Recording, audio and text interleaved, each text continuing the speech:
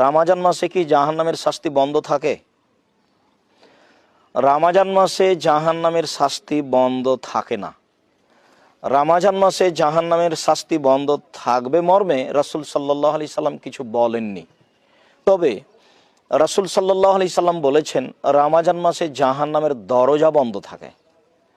আবু হুরায়রা রাদিয়াল্লাহু তাআলা আনহু বলেন, রাসূল সাল্লাল্লাহু আলাইহি সাল্লাম বলেছেন, গুল্লেকাত আবওয়াবু জাহান্নাম, রামাজান মাসে জাহান্নামের দরজা বন্ধ করা হয়।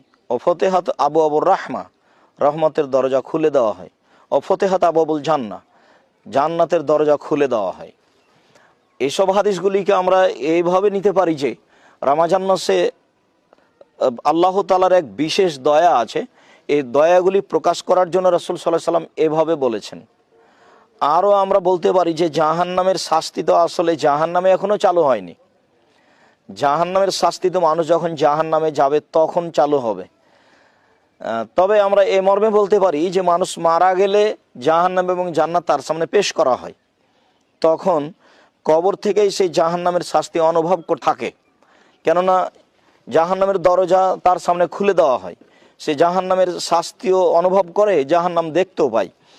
তাহলে কেউ যদি বুঝে নেয় যে রামাজান মাসে জাহান্নামের দরজা বন্ধ থাকে মানে যাদের কবরে শাস্তি হচ্ছে তাদের শাস্তি হবে না, অর্থাৎ তারা জাহান্নামের শাস্তি দেখতে পাবে না, কথা এরকম নয়। রাসূল সাল্লাল্লাহু আলাইহি সাল্লাম এ ব্যাপারে কিছু বলেননি।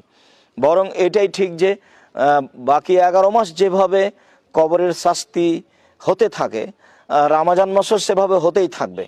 কেননা কবরের শাস্তির ব্যাপারে রাসূল সাল্লাল্লাহু আলাইহি সাল্লাম কিছু বলেননি, ঠিক জাহান্নামের শাস্তির ব্যাপারেও কিছু বলেননি। শুধু বলেছেন রামাজান মাসে জাহান্নামের দরজা বন্ধ থাকে।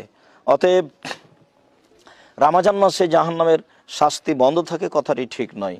আল্লাহু আ'লাম। ওয়া সাল্লাল্লাহু আলা নবী ওয়া সাল্লাম।